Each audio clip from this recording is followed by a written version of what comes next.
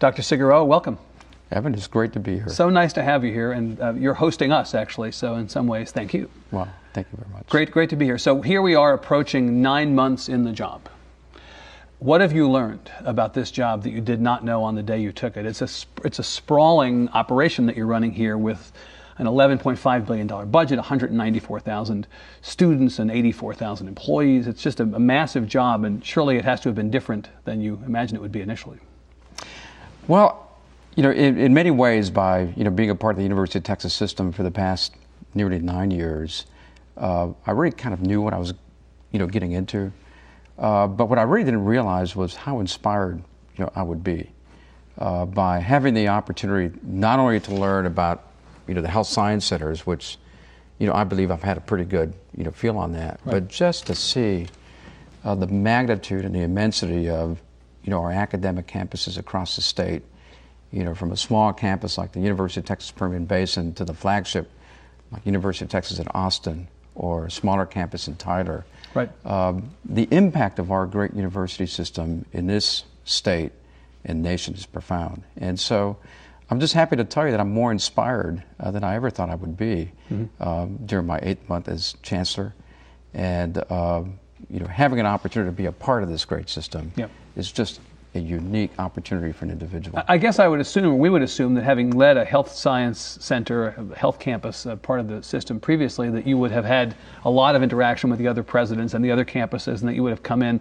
But I guess it is probably a period of investigation and discovery on your part to travel around the state, as I know you, at least at one point, were going to travel to every single campus in a certain period of time. I assume by now you've probably... I've done it. You've done it, and so you get to see people you didn't know and get to see things you didn't know were going on here. And also the caliber of students who are, matriculating into our campuses, and that's been a unique experience that is hard to explain until you've had the opportunity to visit the 15 campuses. Right. Well, let's try to explain it even a little bit more. Let's make people understand or aware of what exactly it is that a chancellor does. We think we understand what the president of a university does, but the chancellor is sort of over all the presidents, but not. They don't really work for him.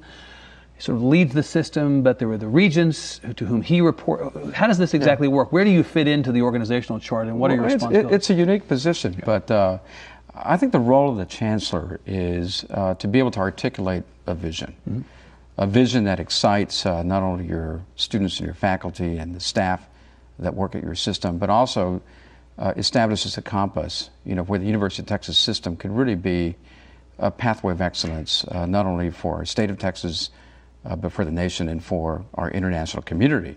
Really, the role of the chancellor is to be able to make sure that we're working as a system, to be able to inspire the presidents, and to be able to help them find the resources to be able to recruit and retain the very best faculty to be able to educate our children. Because ultimately what we want is for the next generation to have a better quality of life than ours.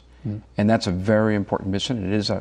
It's a calling for higher public service. When you think about what the chancellor of a system as large as this one, with the challenges that a system as large as this one would have, when you think about what the chancellor would be focused on, I tend to think it would be in affordability, make certain that the education is affordable, access to the university, and then excellence of the programs. We might talk about those three things and the degree to which you can have an impact and your own vision of those three things. Affordability has been a big issue the last number of legislative sessions as the share of the money from the state has declined, and the university has had to, the system and the individual campuses have had to look to ways to pay for the quality of education people have come to expect. We've had deregulation of tuition, somewhat controversially, and with some families out in Texas concerned that the cost of a UT education, while many consider it a bargain, is still higher than they'd like it to be. What do you do to keep a lid on costs but not sacrifice quality? That's always the challenge running any business, and especially one as big as this one. What do you do? Well, a couple of things. I think number one is how can we collectively leverage our resources, both from the state, from the resources that the Board of Regents provides, as well as institutional resources to be able to recruit and retain and be able to provide the facilities to have to be able to provide access and excellence. The second issue is, again, and I do believe that the House Bill 51, which really articulated the need for additional Tier 1 universities in the state, has also amplified the need for us to be able to articulate the support, how important philanthropy is, to be able to transform any university from good to great. The third issue is that we also have a very important responsibility from within to be able to provide the most innovative curriculums that are accessible and at the same time maintaining excellence in the most affordable way. I mean, how to utilize technology, distance learning, and the interactions of our faculty with our students to be able to actually provide that access and that excellence.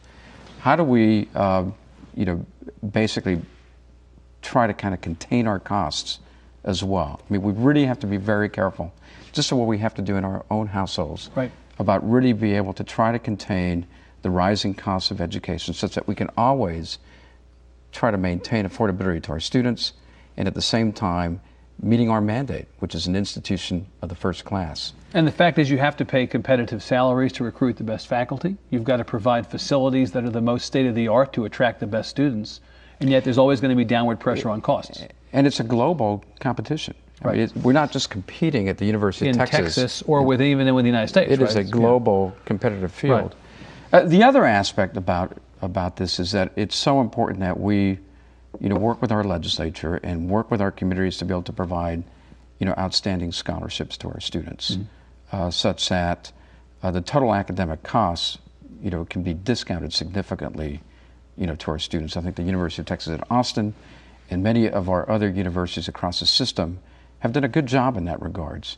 But again, the more scholarships and endowments to be able to provide support for our students, again, the easier it becomes to be able to make sure that no student who has the dream of pursuing a higher education degree is ever deprived of that opportunity based on socioeconomic issues. Now, this is a dangerous question. In some ways, it's a third rail kind of question to ask a chancellor, but I'm going to ask you, do you think the legislature is stepping up to the plate sufficiently in providing funds to higher education?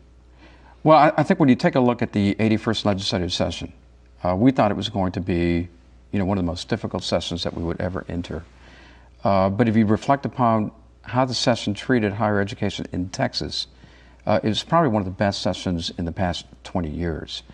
But when you compare where University of Texas at Austin is compared to other research-intensive universities, we're still behind in regards to total dollars per full-time student equivalent. And I think the legislature is certainly during this session did their part in trying to allocate as many resources as possible. But we still have some ground to make up, especially if we want to keep tuition down. Right. And you're being very nice, which you're always very nice. But the fact is, it sounds to me like what you're saying in a nice way is, no, they haven't provided us with enough money.